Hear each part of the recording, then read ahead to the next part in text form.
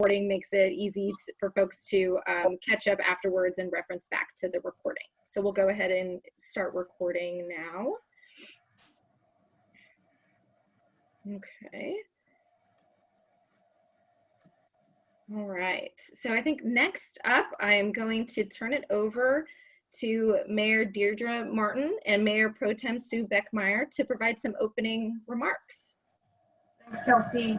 Welcome to our introduction to Beach Boulevard Infrastructure Resiliency Project, workshop number 1. We really appreciate everybody joining remotely. We are excited to launch this critical project. The city received state funding from Senator Hill and Assemblymember Mullen. Thank you very much. So we are able to begin this work. I want to thank you for joining us virtually. We appreciate you being here as we continue to learn how to move from in-person meetings to online meetings. So thank you. As you know, the current seawall was built in the 80s and it experienced failures in multiple locations. We made national news. It threatened the public health and safety, and it put our critical street, sewer, and water infrastructure that has been in place since the 50s at risk. So that's how we got here, and the city's committed to the public health and safety of its citizens, obviously, and our visitors in and around the historic West Sharp Park neighborhood, and the preservation of our coastline. This project is going to make this area more resilient to future sea level rise while also maintaining our natural assets. Before I hand it over to Mayor Pro Tem Beckmeyer, I'd like to say thank you to Mayor Pro Tem Beckmeyer and Councilmember Beer for working on this project, and thanks to our engineering team, especially Ryan Marquez, Director Lisa Peterson, Deputy Director Sam Bautista, our city planners Bonnie O'Connor and Christian Murdoch, along with City Manager Kevin Woodhouse and Assistant City Manager Tino Burmeister. Also, thank you to the consultant team and our community members for being here. So thank you. I'll hand it off to Mayor Pro Tem Beckmeyer. Thanks. Thanks so much. You know, while the main goal of this project is to preserve infrastructure and make the area safer, the project really creates an opportunity to make a unique space for residents and for our visitors. The promenade is a tremendous asset for Pacifica and for our residents and businesses in and around that West Sharp Park area. It provides extensive recreational opportunities. It gives us our amazing ocean views, and it's really a visitor attraction. And these are essential parts of this neighborhood and really contribute to its economic vitality, and it's the draw. So this project, combined with other major projects that we've been doing in this area and in Pacifica over the last couple of years, our general plan update, the local coastal program update, Sharp Park specific plan, Beach Boulevard, Park and Plaza, the bike and pedestrian plan, to name a few, are really important building blocks for Pacifica's future. And we're really thrilled to have you here. We believe your input is important to ensure the vision of this project is consistent with the residents and the users of the area. So thank you. Great, thank you both. So I'd like to move us into some more information about today's meeting, including the meeting objectives, agenda, and ways to participate. So the objectives of this meeting, being that it is the kickoff for this project, the overall goal is to provide an overview of the Beach Boulevard Infrastructure Resiliency Project. And that includes sharing preliminary findings from the project's existing conditions analysis, and the team will go into some more detail about the technical tasks and work associated with this project. And this is also an opportunity, as our council member shared, that to solicit participant input that will inform the project of alternatives as the project develops, and to share priorities and concerns related to the current seawall and project area. So to achieve those objectives, hopefully, we've laid out this agenda to accomplish those objectives. And you can see this really breaks up into 3 key areas. The first, we'll start with an overview of the project. And so that'll include some background information, some more detail on the objectives and the project schedule, as well as a little bit more information on how does this project relate and connect to other projects going on in Pacifica. Then we'll dive a little bit deeper into some of the technical aspects of the project and get an overview of the project tasks and technical work conducted to date, that will be conducted in the shorter term and longer term for the project. And then we'll have time for a public comment period. I wanted to note that you'll see that the adjourning is between 7:30 and 8. Usually that's kind of a set time, but I just wanted to note and clarify that the meeting will conclude after public comment concludes. So once everyone who wishes to provide oral comment has the opportunity to provide their 2 minutes of comment. Okay, so next, there we go. A few meeting ground rules. I will ask us all to follow and work together to follow today. We ask that you please honor the agenda, participate actively and respectfully, work to understand various perspectives and questions shared today, focus comments and speak concisely, and speak in order. I will be kind of taking names down as I see them come in, and we'll be mindful of minding the queue for the Q&A and for the public comment. So next up, I want to go over how to participate in today's meeting. So there's a couple different options. At the end of the project overview section, and then at the end of the project task technical overview section, we'll pause for some Q&A. And if you would like to share a comment or question verbally, we ask that you'll raise your hand. And if you kind of hover on your screen, you should see at the bottom a little hand icon where you can raise your hand. I think we have one person who's maybe just dialed in by phone. If you click *9, type in *9, that will indicate that you have a question and that your hand is raised.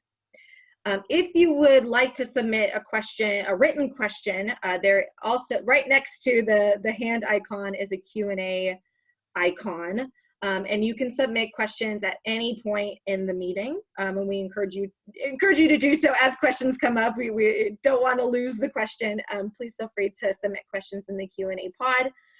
The way it will work is I will go through the questions the questions that come in via a hand raise, and then time permitting, we'll move over and take in some questions from the Q&A pod. Hopefully that makes sense. Any questions that we don't get to today will be captured in a workshop summary. So if we don't get to a certain question, please know that it'll be captured in the workshop summary, which will be made available on the project website. Next up, I think is for public comment. So public comment will run similarly to the Q&A session, where you'll raise your hand and indicate that you would like to share 2 minutes of public comment, and we'll get the queue set up. And then when it's your turn in the queue, we'll unmute you, start the timer for 2 minutes, and so on and so forth. Lastly, I wanted to note that there is a comment form available on the project website, and you'll see throughout the presentation that the URL to the website is on the bottom of each slide. If you would rather submit comments kind of offline or after the meeting, please feel free to access the comment form and submit that. We're asking that if you submit the comment form by a week from today, next Thursday, we can pull out some key themes from that and that input and incorporate that into the workshop summary as well. Okay, hope I'm not spinning through this too quickly. So next up, the team has pulled together a few different polls throughout today's presentation. So if you have your cell phone handy or can easily open a new web browser, we're going to ask, there's a couple different ways to participate. You can do it via website or via text. So if you would like to use the web option, you'll go to pollev.com, so pollev.com/KWPOLL and the number 1, so KW poll 1. So start going there now if you'd like to participate in the poll. And if you'd like to text in your response, you would text KW poll 1 to 22333. So if folks can kind of start doing that now. The polls, the few polls that are kind of you'll see throughout the presentation are meant to collect high-level, top of mind, what's the first thing you think of type of questions, and to collect that type of input. Not necessarily to, it's not necessarily substantive input, but it's helpful to hear, what are the first things that come to mind. And then there's a question later about, about meeting topics, and so there's a great opportunity to share quick input throughout the meeting. So if you'll go to, feel free to start answering this question. Here we go, starting to see some results. I will note that the word cloud that you see works best when we submit one word, which can be tough to do. So if a phrase comes to mind, I would just ask that you hyphen throughout or something, so it kind of shows up as one word. Now, but so far, it's coming up as one words, and no surprise here on some of these initial responses. The first thing that comes to mind is how beautiful Pacifica's coastline is, thinking of the waves and the natural beauty and the openness of the area. And I see protection, recreation, some of those really important, what's the right word I'm looking for, what you really treasure about living and visiting and being in Pacifica. So this is wonderful. I'll give a couple more, maybe a minute or so to keep us moving, but really enjoying seeing these results.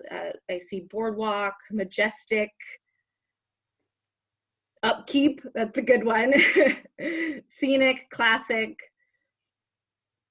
And you can see that beautiful is really rising to the top. I will say that when we were testing out the poll earlier, I would always add in beautiful as well. So that no surprise in seeing that.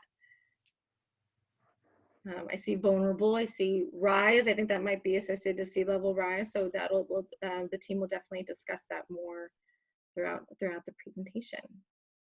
Great, I'll give just last call for this poll, and then we'll keep moving, and we'll be able to save this little word cloud too, and maybe revisit it at future workshops, which could be fun.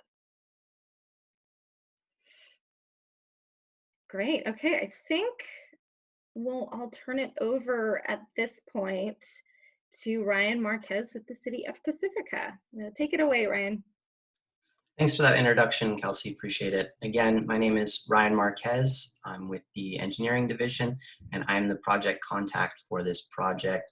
I've likely been the one who's been sending you emails, bugging you to come today. So thank you for attending. And if you want to get in contact with me personally, my information is on the project website page. So I wanted to touch on the overview of the project, but before I kind of get into that, I wanted to briefly touch upon some other city efforts within the Sharp Park area that are kind of separate projects, but somewhat related because they're within the vicinity and will be in close coordination with these projects. So the first is the Sharp Park Specific Plan. You can see the area for the Sharp Park Specific Plan highlighted in green on the right side, and that is a project to establish a blueprint for the development and preservation of the Sharp Park area. Additionally, in red, you can see the Sharp Park Library site, or the proposed Sharp Park Library site, where the city is seeking to rebuild and transform both the Sharp Park and the Sanchez libraries into 21st century community centers and learning spaces for all Pacificans. And then here's where it starts to get a bit more confusing. There's the Beach Boulevard Promenade Public Plaza project highlighted in orange. Now that's a short-term project to rejuvenate the sandy region adjacent to Beach Boulevard Promenade between Birch Lane and Clarendon Road. So that's really to the south end of Beach Boulevard. And it is a short-term project, and council did approve putting animal statues out into that area to kind of rejuvenate it and bring it back to life. We'll be in close coordination with that project to ensure that we take any insights from that into consideration. And then lastly, highlighted in purple is the site for the 2212 Beach proposed hotel development, where the city is looking to develop the site into a hotel and conference center. If you're interested in more information on any of these projects, I encourage you to visit our website for these projects, cityofpacifica.org/sharp park, where you can click into the projects and get more information about them specifically. So moving on to the Beach Boulevard Infrastructure Resiliency Project. The project location is on the western edge of the historic Sharp Park neighborhood. The area that this project's looking into spans from north of Paloma all the way south of Clarendon, where the Sharp Park levee begins. We've kind of separated the project into 4 different reaches because they each have their own unique characteristics. So we have the north wall, which is north of Santa Rosa and goes north of Paloma. And then there's the pier wall system where Chit Chat is and the pier abutment and access to the pier is. And then there's the south wall, which is south of Santa Rosa.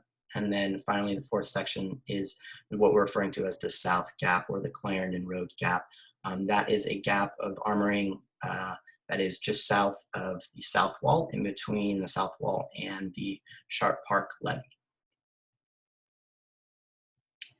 And so just to give you guys a bit of history on the area, the pier came first in 1973, and it was constructed to hold an effluent of treated water from back then was the wastewater treatment facility that was at 2212 Beach Boulevard.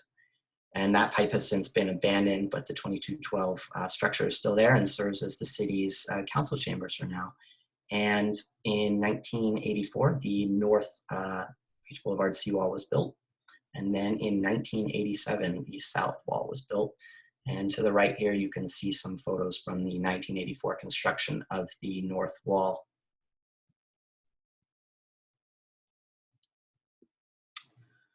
So we're here today because we've had some issues, to say the least, along this stretch of coastline.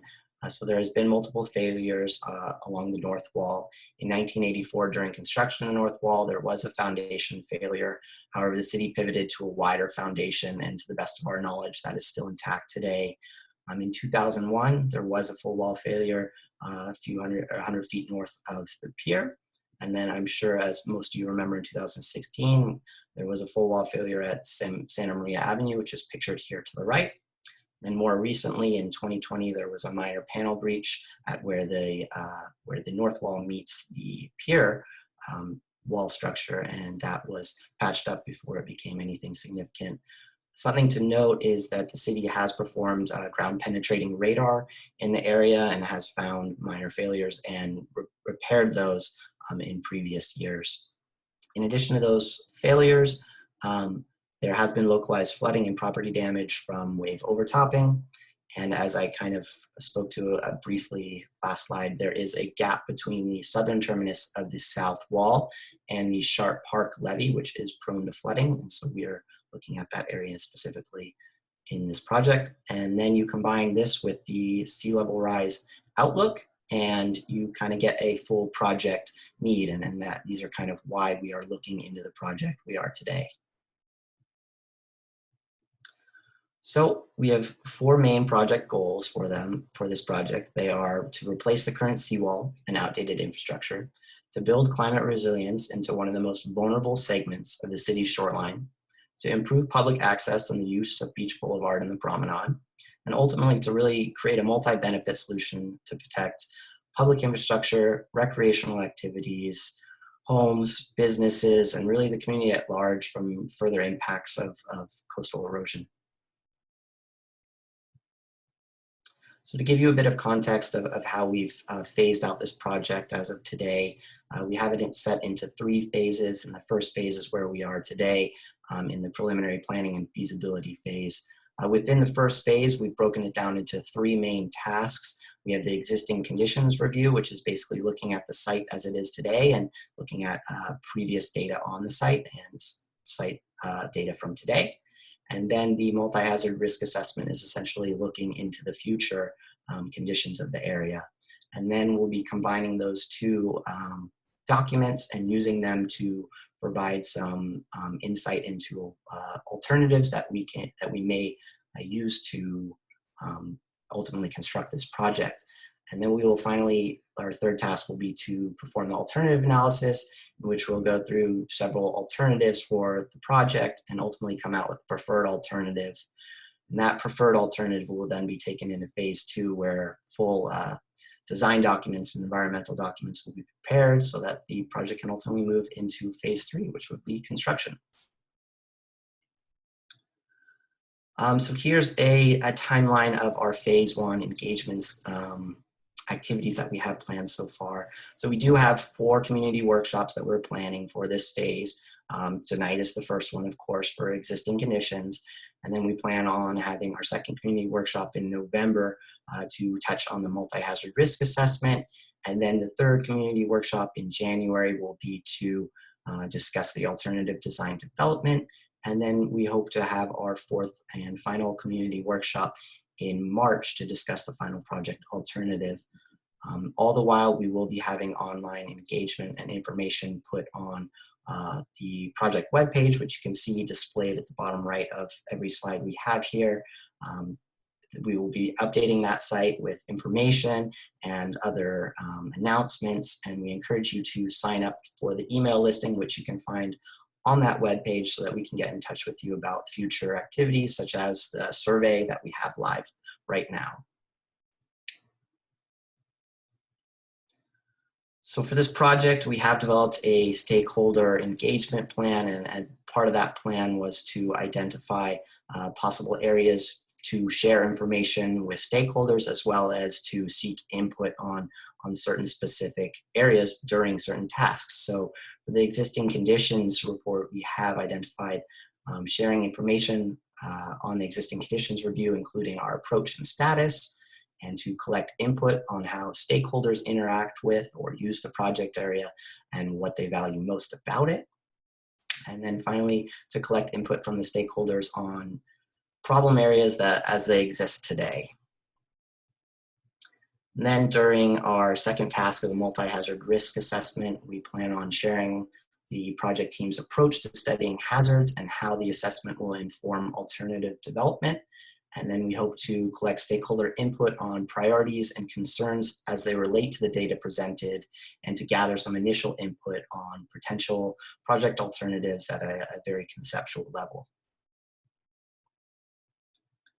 And then during the third task of the alternative design, development, and analysis, we hope to share information on each alternative, or we will share information on each alternative under consideration, and the criteria that will be used to identify the preferred alternative. So really like our grading matrix that we'll be using to identify the preferred alternative.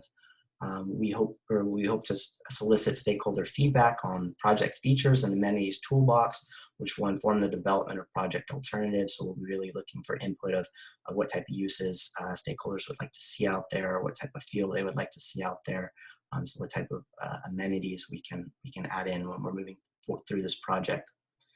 And then we would also like to collect stakeholder input on criteria and the alternatives under consideration.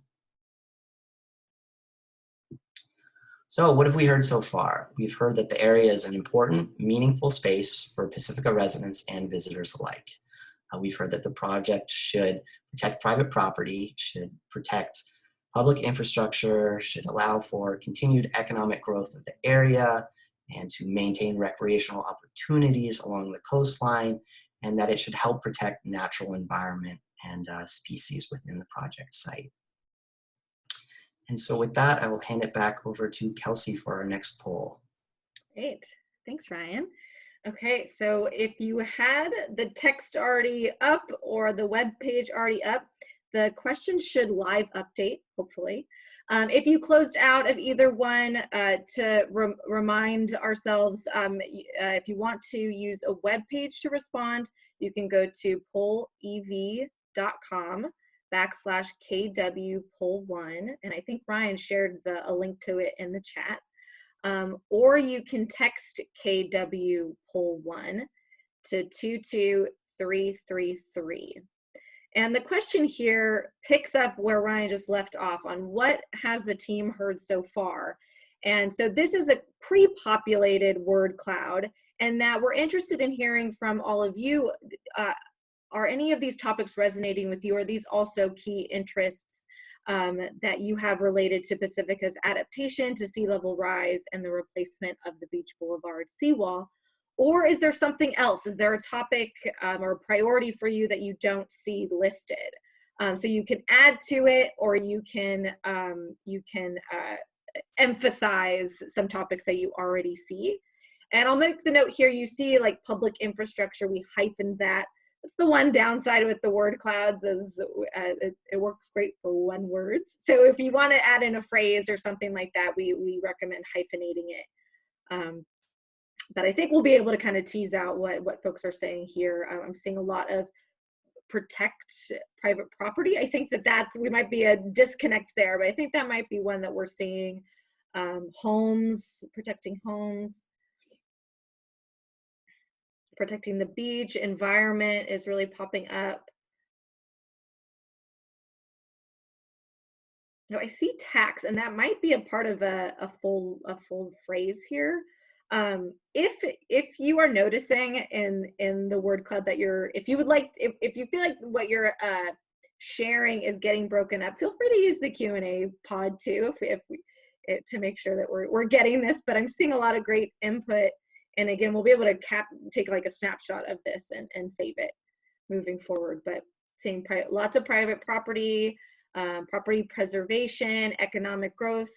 But really what's kind of standing out, I think, is the protection of homes and private property and protection of protection of the environment, of course. I see golf course, public infrastructure, biological resources.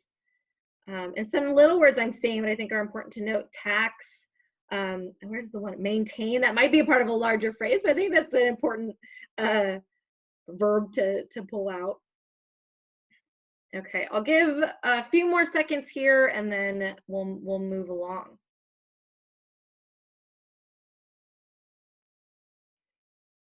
All right. So I think Matt, you can actually stay on this slide if you want. Well, yeah, if you want to, just for a couple more minutes, or keep saying minutes, but I really mean probably a minute or so. If folks want to add to it, this is awesome feedback. You can leave this up, Matt, while I just remind folks we're about to go into our first Q&A section. So there's a few different ways to ask your questions. If you would like to speak and share your question or comment orally, please raise your hand. You should see a little raised hand at the bottom of your screen, or if you were just dialed in, you can dial *9 and that'll indicate that you have a question. Or you can use the Q&A chat, and we'll prioritize the folks with the hand raising, and then we'll move to the Q&A time permitting. And if not seeing any, am I seeing any hand raised yet? Not yet. But we're going to move over to the Q&A then, but feel free to raise your hand or use the Q&A, and I'll just be kind of toggling back and forth, so I'm tracking both sources or ways to participate. So first question that's come in from Jeff, what is the status of the LCLUP? Ryan, do you want to start with that one? Sure, I can take a stab, and then maybe Bonnie from planning can jump in after and correct what I'm saying. My understanding of the status of the local coastal land use plan update is that it is being reviewed by the Coastal Commission for certification. Great. Yeah, Ryan, that is correct. We've submitted it for certification, and so staff is actively working with Coastal Commission through that process. Great, thank you. Okay, I see a hand raised. This is going to be my test run to find you and unmute you. Let's see here. All right, it's Jeff. Hi, Jeff. Let's see, allow to talk, unmute. Hello, just Hi, following Jeff. up on that. So if the status of the LCLUP is in progress and it's in the hands of the Coastal Commission, who is against seawalls and against expansion or replacement of the existing seawall, what are we doing here?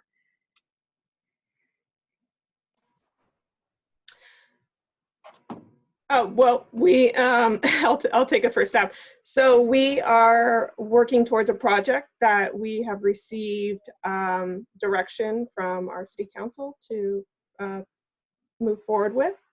In regards to the LCLUP, this project would be consistent with the draft LCLUP that we are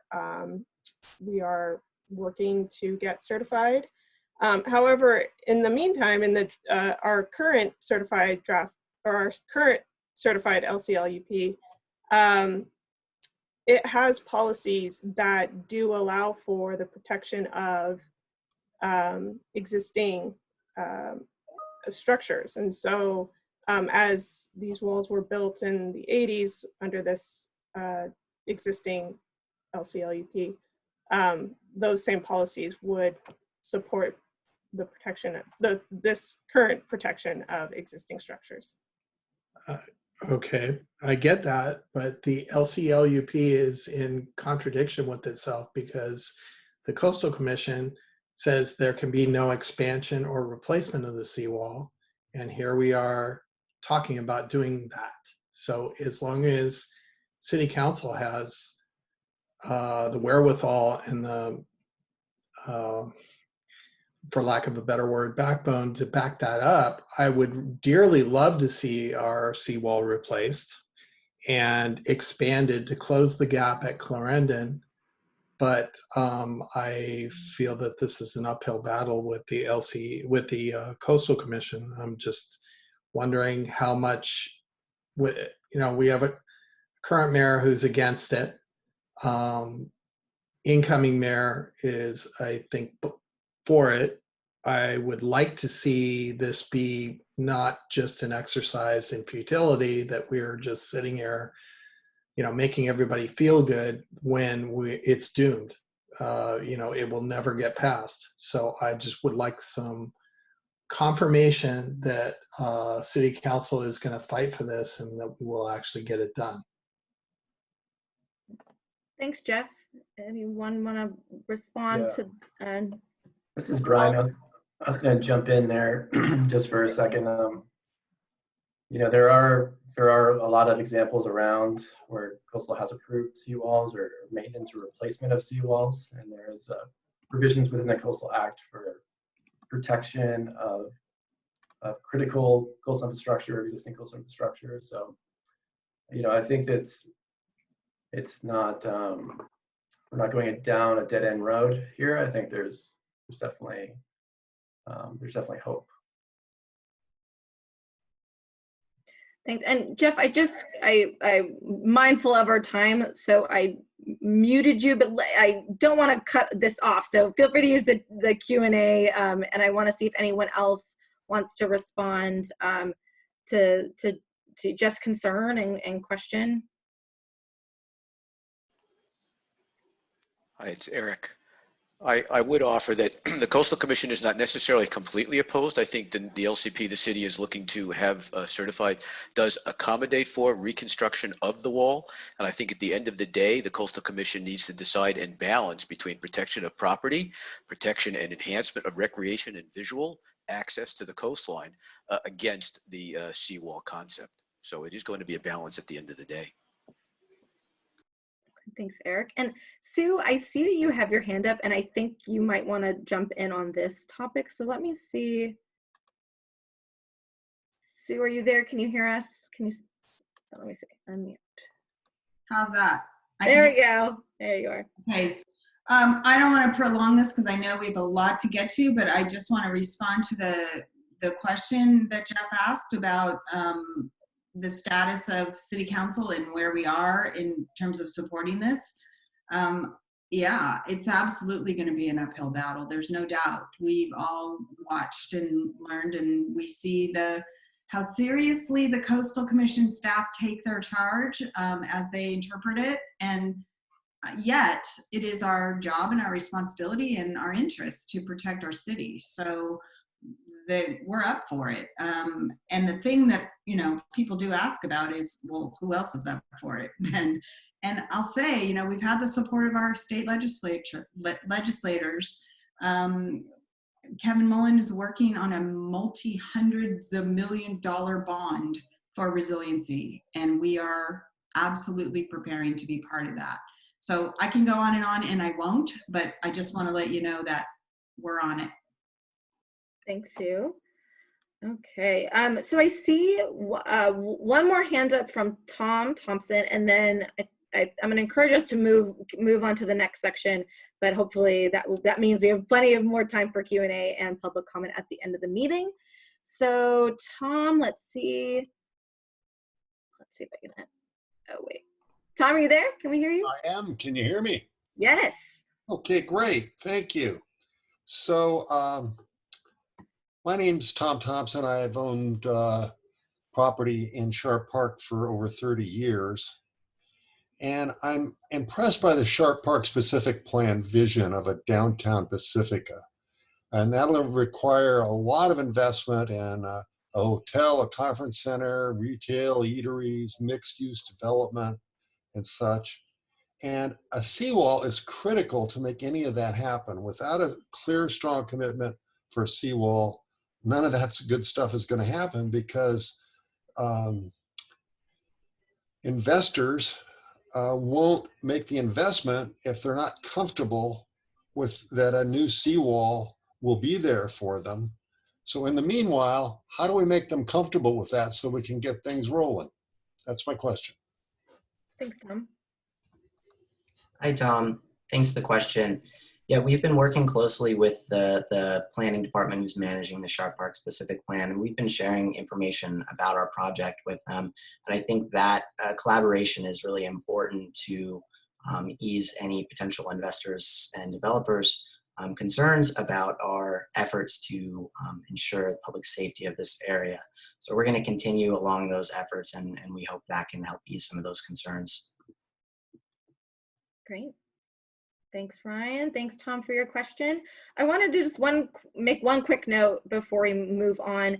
Hopefully you all are seeing this, but as questions come into the Q&A pod, the project team may be typing answers to them. So if you should be able to see responses to that. So I encourage you to take a look there if you had a question that someone else might have had a similar question, or you might be interested in seeing the written responses there. All right, I think it's time to turn it over to Brian Leslie with GHD, and maybe Paul, I'll turn it over to Brian first, and you can lead us where we need to go.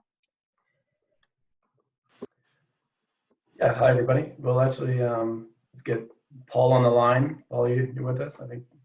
Yeah, I'm here, Brian. Yep. How you doing? Okay. Well, thanks, Brian. Thanks, Kelsey. So I'm Paul Henderson. I'm a civil engineer, and I'm the project manager from GHD. I'm supporting Ryan and the city with the delivery of the Beach Boulevard Infrastructure Resiliency Project. As Ryan mentioned earlier, the project split into 3 phases. Phase 1, which is the feasibility study, which results in a preferred design alternative. Phase 2 will be the design and permitting of that preferred design alternative. Then phase 3, of course, will be the construction. And so just to give you a quick run through the phase 1 tasks. To give you a quick run through the phase 1 tasks, the existing conditions review, which we've commenced, is scheduled for completion next month in October.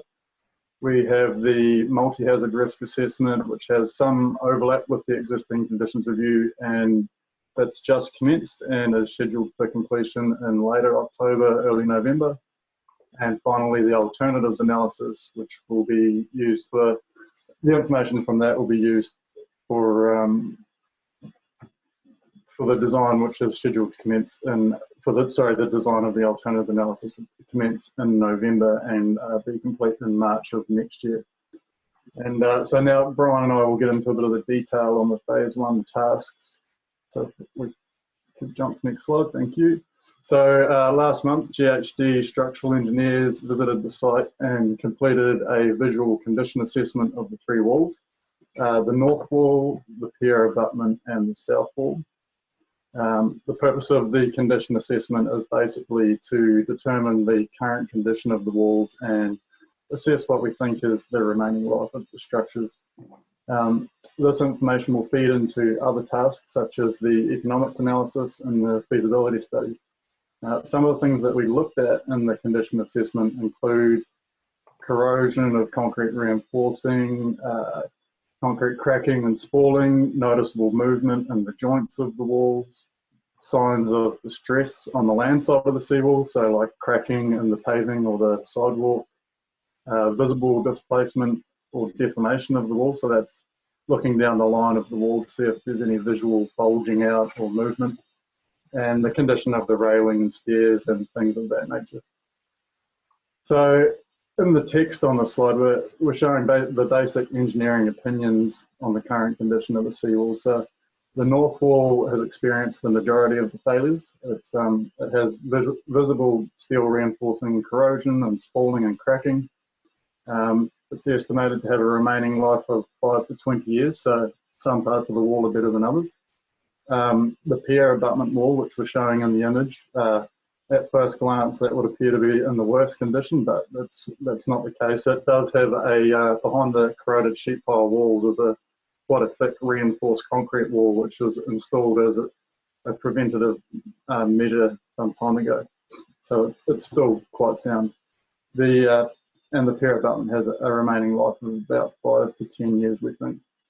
The south wall is actually in pretty good shape for now, and it's estimated to have another 10 to 25 years of life remaining. And just to be clear, this doesn't mean we think that the northern wall is going to fall down in 5 years. It means preventative maintenance and emergency repairs are going to be needed, and as time goes on, the repair frequency and the repair cost is going to increase. You can go to the next slide, please. So, and we have commenced our geotechnical work. So in August, we completed some of the geotechnical investigations on site. These investigations are how we determine the subsurface conditions that will be used in the design and the analysis for the project. So we've completed the geotechnical borings on the land side of the wall, which is the drill rig that you can see in the photo on the right-hand side of the slide. This is where we drill down to determine depths for certain materials, take samples for testing, and just determine the various parameters of the materials under the ground. We also plan on completing some excavations on the beach to determine the depth to the hard pan, which should hopefully occur in the next couple of months. And in fact, the hard pan has been partially exposed. During the geotechnical drilling, our engineers noted that the hard pan was partially exposed below the southern wall. This is the lighter, I think you can tell in the left-hand side left photo that there's a lighter coloured material and in the sand. That's actually the hard pan that's been exposed. So this information is great because we get a picture of what's under the sand without the need to excavate in that location. We are still going to need to complete some beach excavations to get a better picture of the hard pan, but this exposure has certainly reduced the number of excavations needed. Sorry, back to the previous slide. My pause may have been a bit long. And related to that hard pan exposure, so we've heard from locals that the sand on the beach is at its lowest in 20 years, perhaps, which is quite interesting. But anyway, so from the information gathered from the geotechnical investigations we used in our design, like for selecting foundation types, determining foundation depths, and from that information we can begin to piece together a model of the subsurface geology of the site. And depending on the preferred design alternatives that we come out with in phase one, alternative, in phase one, we may need to do some further geotechnical investigation in phase two. And next slide, please. So, and this is our survey work. So in July, we completed the engineering survey for the entire length of the project. This survey will be used through all three phases of the project for analysis and design, and finally the contractor would use this information during the construction phase. The first task that we will utilise the survey for helping to develop that geotechnical model I just mentioned from the geotechnical investigation. and working through the wave run-up and overtopping analysis that will be completed by the coastal engineers. So we used state-of-the-art technology in the surveying and used a combination of traditional survey with land surveyor with an instrument on a tripod, taking shots to his buddy with a survey pole. I'm sure we've all seen those guys around. We also used a drone or unmanned aerial vehicle, or UAV, to capture high resolution imagery and surface data for the project. So the image on the slide here we're showing is actually our 3D model. It's pretty cool. We can basically zoom right down into, you know, one rock on the beach, or we can zoom right out and fly around like a video game. It's good fun. So, and we even captured a 3D model of the pier, which was also pretty good. So our aim using the model is to provide 3D renderings of our design alternatives, and this will help to give a better visual representation of our design and our alternatives to share with the project stakeholders, and that includes sharing at future public meetings. So the 3D model is a very valuable resource for presenting information in a more graphical way, especially for those who don't like looking at boring old engineering drawings. I happen to be an engineer, so I quite like the boring engineering drawings, but definitely not as fun as zooming around in the 3D model of the design. And with that, I'll hand you back to our coastal scientist, Brian Wesley. Thank you. Great, thanks, Paul. And hi, everybody. I want to kind of drill down into the multi-hazard risk assessment. And Ryan already introduced this task, but I wanted to kind of speak through what this future risk assessment is going to look at. And it's really these 5 different components, or these 5 different assessments. It's looking at flood risk, it's looking at earthquake, utility, environmental, and economic risks. With economics, it's the risk of doing nothing versus doing something, and the benefits of that, benefits versus costs. And we're just getting underway, and some of these studies are further along than others. We have some environmental results from our environmental assessment to share with you today, so I'll kind of flip through those. Next slide, please. So our environmental condition assessment looked at 3 different things: the terrestrial environmental conditions, the marine biological, and also recreational and visual assessment.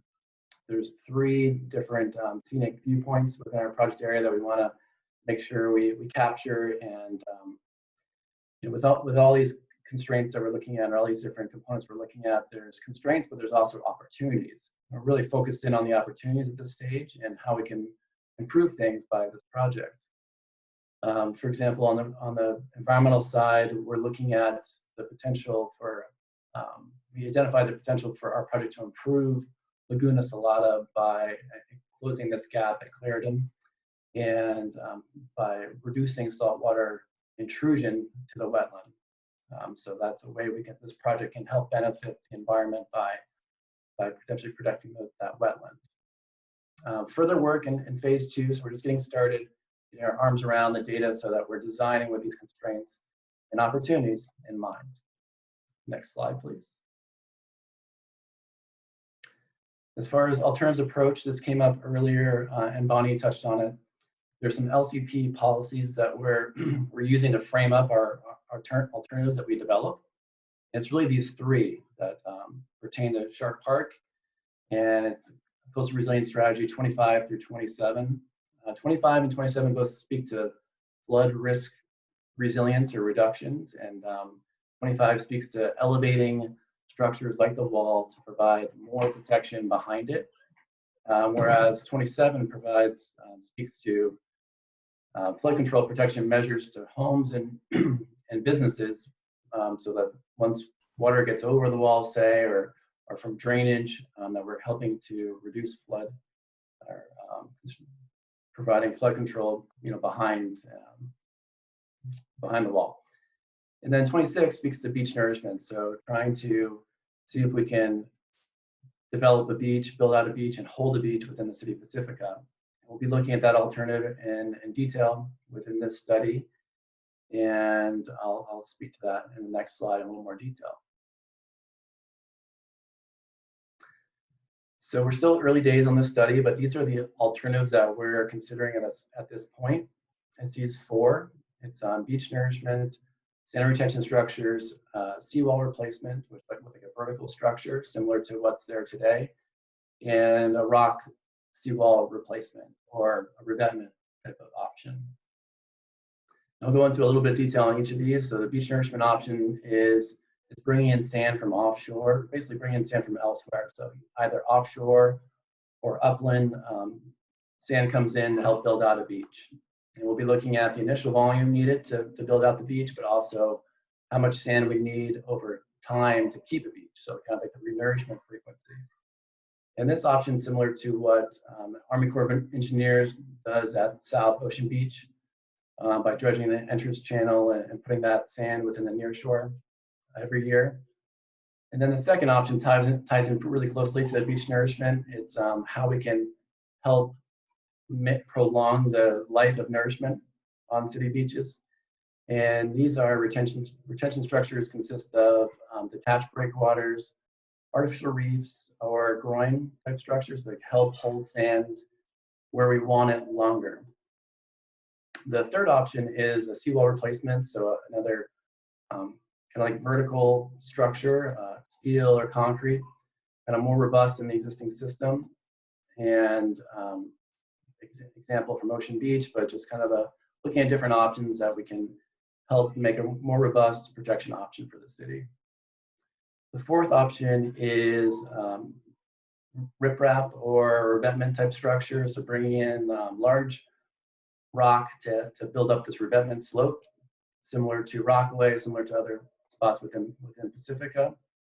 A key consideration here will be the amount of space that the structure occupies, but the key advantage to a rock revetment structure is it being easily adaptable. You can easily add more rock to it and kind of run it down the slope to provide more protection later.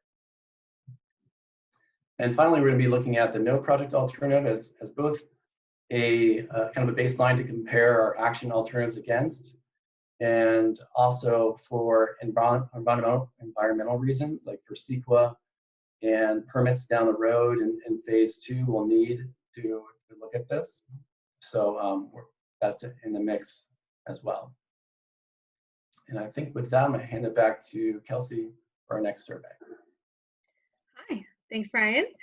Yes, existing condition survey. So I hope this might sound a little familiar to some of you, but there is a survey available on the project website, the purpose of which is to hear from you and gain a better insight, gain a better understanding of your interests, priorities, and concerns related to the project area. And the survey is laid out using a map-based survey tool, and so you can actually click on where do you park and what stairs do you use, and specifically where there are areas of concerns for you or areas of improvement, or areas you're most frequenting. So we've heard from, I think we've received over 140 responses so far, and that's awesome. And if you have not had a chance to do so already, we encourage you to please complete the survey. It's great. It's a great set of really specific as well as some high level input that the team can take in moving forward. So the survey is available on the project website, cityofpacifica.org/beach resiliency. It's right up at the top. So if you have any issues accessing it, please feel free to reach out to the project team. The survey closes 1 week from today. So if you have not had a chance to do so, you have a week remaining on the survey. Great. So I think with that, we might have our last poll question of the night, which is, so there was a lot of content shared, both sharing project background and more detail on the overview of the project, how it connects to other efforts in the area. And then there was a little deeper dive on some of the technical tasks of the project, including the existing conditions analysis, the multi-hazard risk assessment, which will be the main focus of our next workshop, likely in the November timeframe. as well as starting to preview the project alternatives. So we're interested in hearing from you all. Are there any topics we didn't discuss today that you'd like to hear more about? And I'm seeing some responses already come in. I'm going to sound like a broken record, but for the final time, if you would like to participate in the poll via web page, go to pollev.com/KW-poll1. And if you would like to text in your response, you can text KW-poll1 to 22333. And again, the question should live update, I hope. So we'll give folks a few, and this one's coming in as full phrases, so you don't have to worry about the word cloud needing a one word here. So we're seeing financing of the project, where we're at and what we need, funding, so already seeing a theme there about funding and financing. Show me the money. Got it. Public funding for private property, okay. Business development in downtown Sharp Park. What are we doing to stop people feeding birds at Sharp Park Beach? When are our homes going to flood if we do nothing? Okay, so it seems like some long, there's a business development side and a business development aspect of that question, as well as kind of a longer term, what really are the projections looking like, timing wise and safety wise. Economic development on Main Street, parking, managing tourist traffic, state and local legislative support. Would like to learn more about what we can do now and before the start of this project, a few years from now, my apologies. Streetlight improvement and repair, some missing and broken that need not wait, etc. Cost, Pacificans cost, so cost to the residents, our building before all the money found. How are we going to close the gap at Clarendon? Less engineered solutions that don't destroy the beach and environment further. No concern about that. Impact on infrastructure if we do nothing. Protect the abetting neighborhood to the north. Isn't the cart before the horse until the Pacifica LCP is approved by the Coastal Commission? We shouldn't be talking seriously about a seawall. Okay, let's give a few more moments here to fill this in. This is great. How soon can we get a new seawall built? Lots of good specifics here and kind of bigger picture questions, but also specific questions and concerns. Oh yes, I see Sue. The print is really small. I'm noticing that. I'm taking that as a lesson learned, that the print is really small on this poll. I hope me reading them out is somewhat helping, but I will note that for next time. Okay, let me read the rest that I'm seeing in here, and then we'll move into second Q&A and then into public comment. So we'll just read the last couple here, but feel free to keep adding in, of course, even if we move on. Removal of the sewer pipes and their companion rustic, capaya, you're over my pay grade here. Dangerous structures or eyesores. Why is ESA involved in the project? The team might want to answer that. Why not move the infrastructure under the street? The LCLUP contradicts itself, saying the seawall needs to be replaced and expanded, but also says it will comply with the CCC requirements. So I think that echoes Jeff's question from earlier. What assurances can we give investors that there will be a new seawall soon? Okay. Thank you so much for all of these topics. This is great feedback. I'm going to move this over to Q&A now. One last question I see stuck in there. When will moving the sewer lines be considered? Great, thanks so much, everyone. Okay, so any questions? I do want to pause for Q&A on what Brian and Paul reviewed. So are there any specific questions on the technical tasks of the project before we move into public comment? And again, you can raise your hand and we'll start there, or submit questions into the Q&A chat. So I see Tony, you have your hand up first. Let me unmute you here. Great, Tony, can you hear us? Can we hear you? Yes, hi, I can hear you. Great. You discussed alternatives. The third one was a seawall, and there was sand and that type of thing. Are those supplements to a new seawall? Or are those alternatives to having a seawall reconstructed? I think I'll jump in.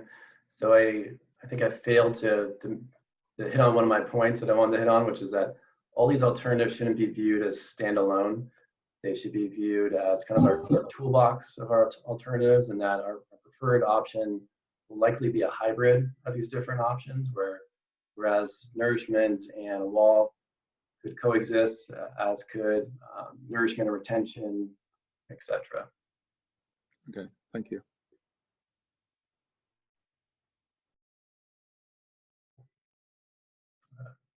Looks like you're muted, Kelsey.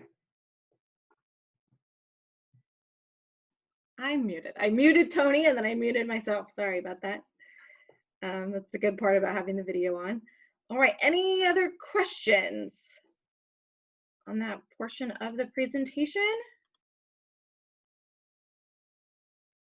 All right, I think what we might do, so I think we're ready to move into public comment. I think what I might do, Matt, if it's all right, is if we can jump to the next steps, and I'll review those in case folks need to hop off at any point during public comment. We want to make sure that this is shared. So go to the next slide, please. There we go. And Ryan, do you want to tee this up? I can kind of run through this if you'd like. Go for it. Okay. So a few of these things should look like reminders. Please visit the project website. As you've been hearing tonight, the project team has posted a lot of information on the project website, including the survey, including a comment form for this workshop. Both the survey and the comment form will be available up until 1 week from today, October 1st. So please feel free to fill out both or one of those. And there is an opportunity, a space there to sign up for the email list as well. So get notifications about upcoming meetings or other updates about the project. I mentioned this earlier, but the next community workshop will take place in November and will focus on the multi-hazard risk assessment and other project updates and taking in some feedback that was received today. And I will note that will likely be a virtual workshop as well. I think that's pretty safe to say. So it'll use a similar platform as this, but we'll keep you posted and get a notification out well in advance of that workshop. Ryan, anything to add on next steps? Just feel free to use the comment form to kind of help inform of what we can do better, and we're going to take the information and the questions that you guys asked and make sure that we're able to respond to those in upcoming meetings. But feel free to use that comment form to let us know of stuff that you liked about this. It is a learning process bringing this online, so we appreciate your help and patience in this. Great. Thank you. And if anyone needs to hop off, thank you so much for joining today. Really appreciate it. And with that, I think we're ready to move to public comment. And I see, Jeff, you're already in the queue. So Matt, if you want to kind of get our screen set up for public comment. So the way that this will work, and Jeff's acting as a great example, raise your hand if you would like to give public comment, and I'll start taking down a queue. And then we have this screen up. So we'll start, once we confirm that we can hear you, Jeff, and you're ready to go, we'll start the clock. And we thought it might be helpful to just be jotting down some key themes on the side so we're getting what you're sharing accurate. And again, things will be recorded, and we have George is on the line taking more detailed notes. But we thought it might be helpful to just reflect back that we're capturing the essence of your public comment correctly. So I see Jeff in the queue so far. If others would like to hop in, please do so. And we'll go ahead and get started. So let's see. Okay. Okay. Hi. Yes. Great. Can you hear me? Okay.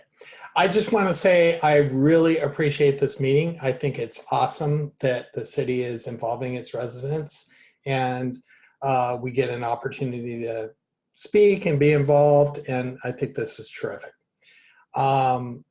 Again, I'm really happy that the city is looking at replacing the seawall. I think it needs to be replaced. I think the gap at Clarendon needs to be closed. And that's especially important for the residents who live here, the homeowners. I think that this is a fantastic way of the city really looking out for its residents. And I just truly appreciate the opportunity to be involved with this. Thank you. Thanks so much, Jeff. Okay, I'm gonna mute. Okay, and then I see Tom Thompson is up next. So here we allow to unmute. Unmute. Hi, Tom. Hi, thanks. Yeah, I just wanted to reiterate on the public record that, you know, the Sharp Park vision of a downtown Pacifica is really the right vision for Sharp Park. And to get a hotel and conference center and mixed use development and retail and eateries and all that stuff in there, we're really going to have to solve the seawall problem so that investors are confident that that the problem's solved. So I just can't emphasize enough how important it is to get the seawall built. And in that regard, I too am very grateful and happy that the city's taking this seriously and moving forward with it. Thanks.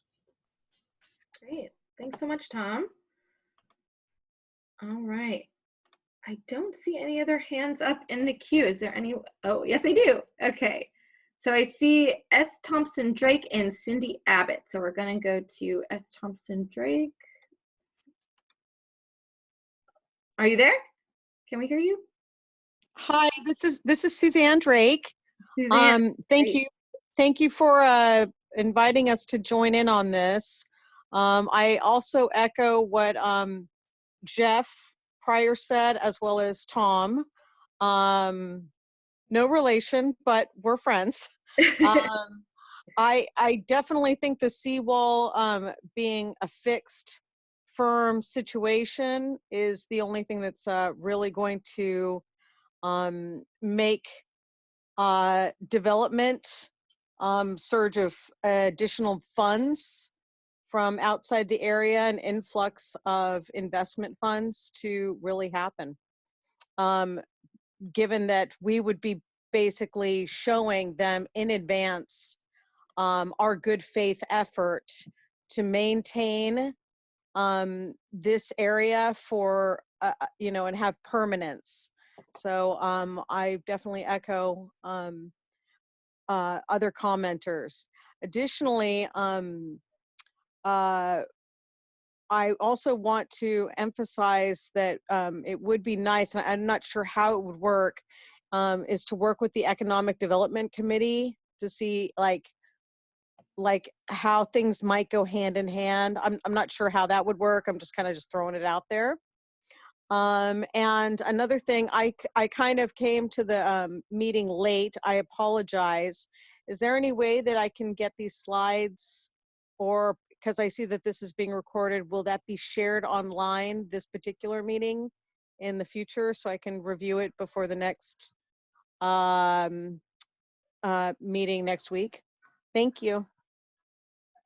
Thanks so much, Suzanne. And I think, and Ryan, jump in, but the recording will be made available on the website. If I'm not, let me know if I'm misspeaking. That is 100% correct. We'll be sharing the recording with everyone, as well as I believe PCTV is recording it, and they may be putting it up on their YouTube as well. Great. Okay. So I'm gonna okay, so I see a few others. So I see Cindy Abbott, Cheryl Green, Richard Harris. Is there anyone else I see? And I just wanted to repeat, if you can raise your hand, if you kind of hover below on the screen, you should see the raised hand option. If you are just dialed in, you'll dial *9 and that'll raise your hand. If you run into any issues and for some reason can't raise your hand but would like to provide public comment, you can also type into the Q&A and let us know, and we'll add you to the queue. So again, I have Cindy, Cheryl, and Richard. So Cindy, oh wait, and one more, I see one more. It's not scrolling down for me. So Beth, okay, Beth Lemke. Okay, so Cindy, you're up next. Cindy, can we hear you? Yeah, I've unmuted now. So I'd like to express my concerns about the impact on the natural environment. And I'm concerned that the different approaches look really destructive to the sandy beaches and ocean environment. And that's the exact thing that we say is the draw to the area. So I'd like to understand if in a discussion of alternatives, turning the current roadway into a walking and biking access area instead of vehicular access is something that could also be on the table. We've seen that happen recently with a lot of streets being taken over and turned over to people versus cars. So I'd like to have that considered. And I'd also like to know if there will be phases for the project. I saw somebody else type that in too, that the north wall has had all of the failures over the years. The project is now creeping significantly southward. So will there be potential for phasing? And my final comment is I'd like to really understand about how public funding can be utilized to protect private property. Is that actually a concept of government funding, or are we talking about creating an assessment district that residents will be paying into? Thank you.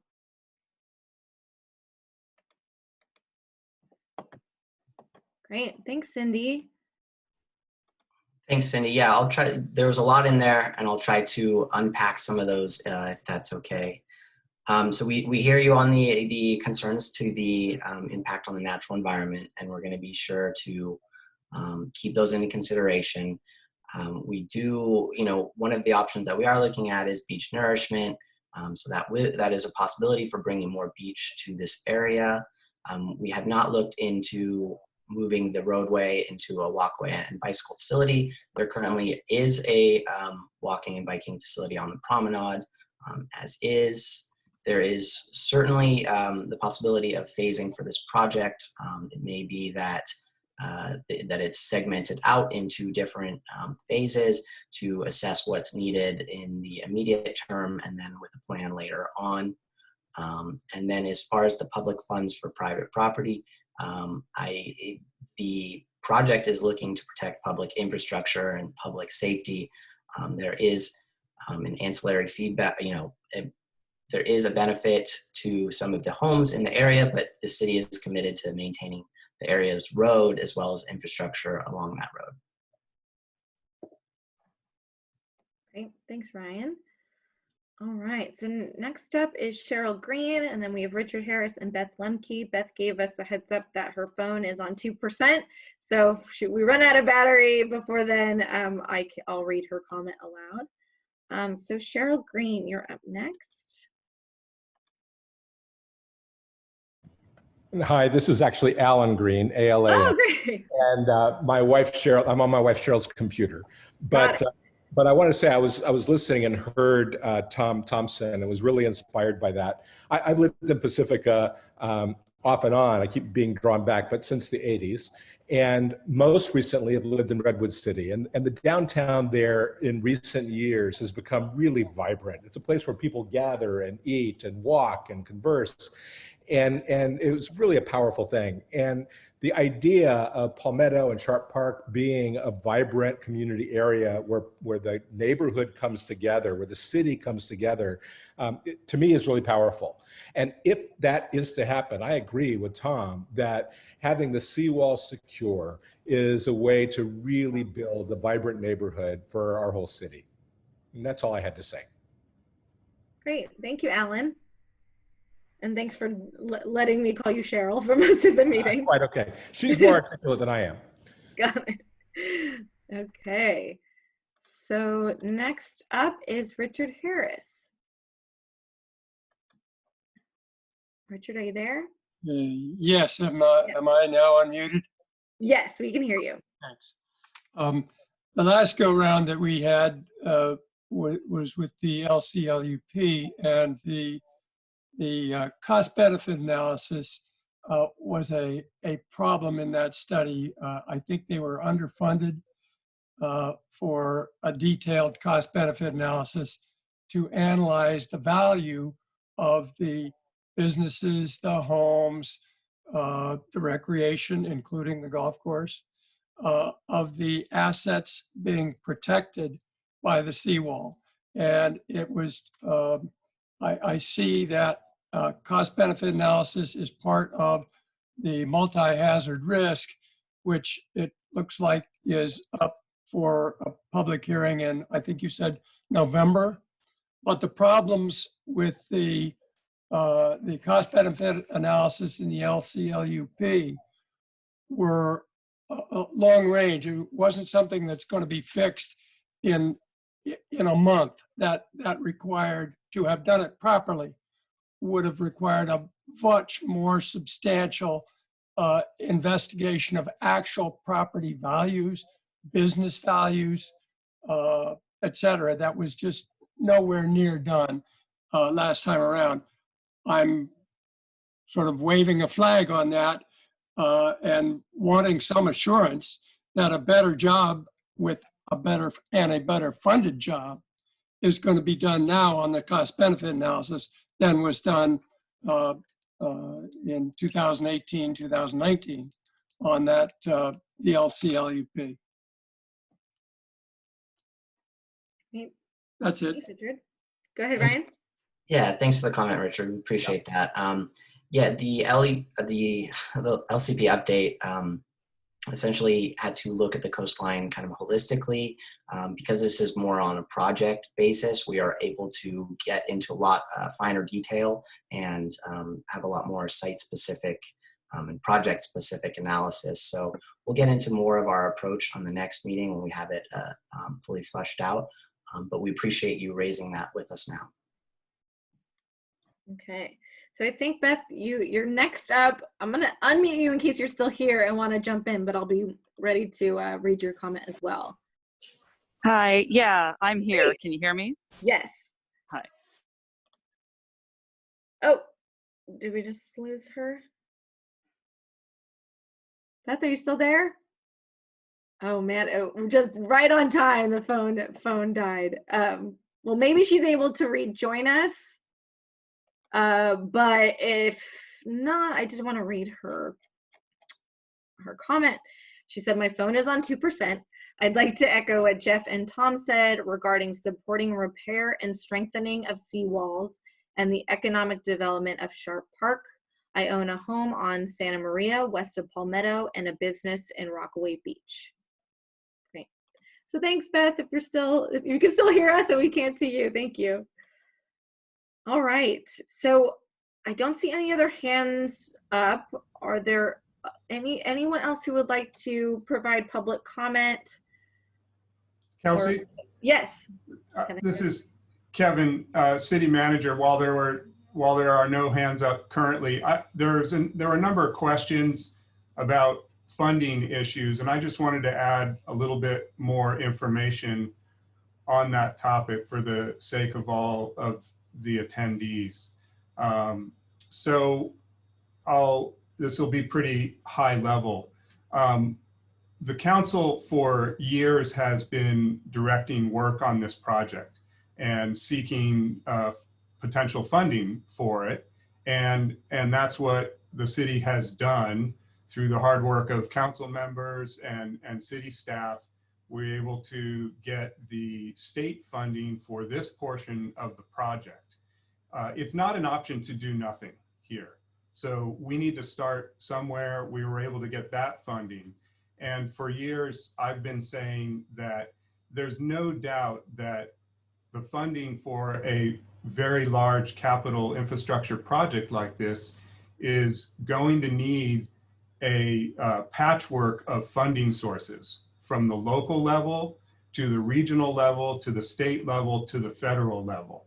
And a lot of work over the last couple years has gone into the regional formation of the Flood and Sea Level Rise Resiliency District, which Congresswoman Spear was spearheaded, no pun intended there. And actually Len Matterman, the executive director for that district, is in attendance at this meeting.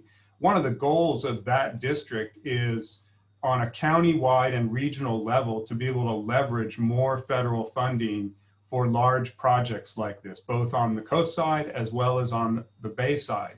One of the values of moving forward with the design and feasibility of this project is it creates a situation where we are in sort of a shovel-ready mode to trigger that federal funding source. And Len and the Sea Level Rise District is there to partner with us and help in those funding pursuits as technical expertise. So that's an important component to this. There we are working closely with the legislators, Jerry Hill and Kevin Mullen, and whomever Jerry Hill's replacement is in the future. Will continue that work. And the state has a very large stake in this seawall because it serves as the foundation for the pier, which is a state pier. The state owns the pier. So,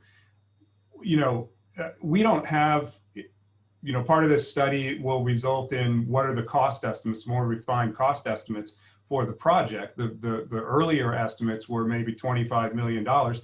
The city doesn't have $25 million to spend. We don't have that in the bank to spend on this project now, but we need to start someplace. And the more detail we can put on the project, that garners us more leverage to raise the funding and implement other funding mechanisms from local to a federal level. And that's really the goal, what we're working towards. The council has been on board with that, and that's the direction that we're taking, and we will work day and night to be able to raise the funds and make this project happen. I also did want to comment, there was a comment about protection of private property, and Ryan answered this basically, but this project is protecting foremostly public infrastructure, the street and the sewer and water infrastructure that's in that street, as that is in front of the private property. It would be a different story in terms of public funds being spent on private property if it were a reverse situation where the private properties abutted the ocean, but this has public infrastructure and public assets and coastal access as a key part of it. And that public infrastructure was installed in the 50s pre-Coastal Act. So the Coastal Act allows protection of that infrastructure. So I just wanted to add those comments in case it helps answer some of the questions that folks have. Thanks. Great, thanks, Kevin. And Tony added into the chat, thanks for adding that in. So thank you, Kevin. Okay, the quick time check. We have a few more minutes here before 7:30. I'll do a last call if anyone would like to share public comments or submit any Q&A.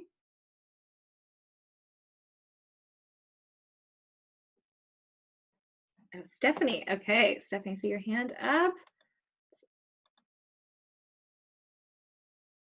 Okay, Stephanie, are you there? Yes. Great. So I have a question regarding the Coastal Commission.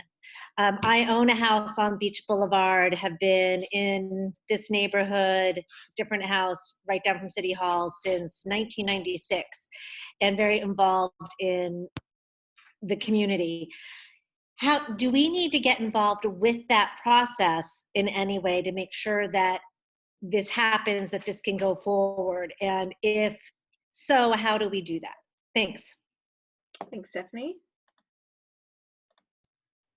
Sure, I'll jump in there. Thanks for the comment, Stephanie.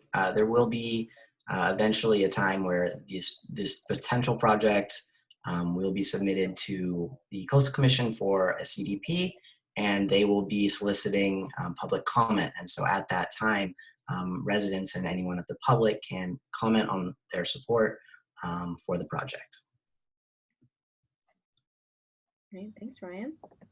Yeah, and that's what I was going to say. I mean, the Coastal Commission has a public process, and at that point in time, all of the potential stakeholders should be paying attention to that and providing their input to the Coastal Commission. Great. All right, any final questions, public comment? Okay, I'm gonna move us back over just to the final slide here that has contact information. I'll make one final plug for the survey or for the comment form. If you'd like to fill out one or both, please do so, and they're available on the website until a week from today. And lastly, a big thank you to everyone. Thank you for joining us tonight and being the first virtual kickoff meeting for this project. There were lots of, some nerves of getting this set up and easy for you all to join and participate today. So I hope it was. And again, as Ryan noted on the comment form, please feel free to share any input back to the project team. And Ryan, I think maybe I'll turn it over to you if you want to kind of close this out. That was perfect. Thank you all for attending, and you can see my contact information here on this slide, as well as on the website that's been linked numerous times. So feel free to reach out if you have any questions that come up later on, and I'm happy to speak with you personally as well. Great. Thanks, everyone, and look forward to seeing you in November, virtually seeing you in November. Hope you all stay healthy and stay safe. Thanks, everyone.